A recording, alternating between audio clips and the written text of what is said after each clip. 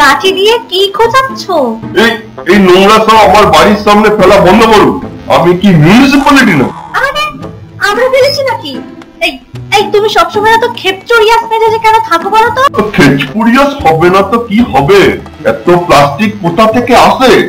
বৃষ্টিতে জল আটকে গেছে, কে করবে পরিষ্কার? যা দরকার না, আমি কি জমাদার? আরে খেপছো কেন? আরে এইসব কাজ করবে তো তোমাদের সরকার। কি হচ্ছে আমার সাথে?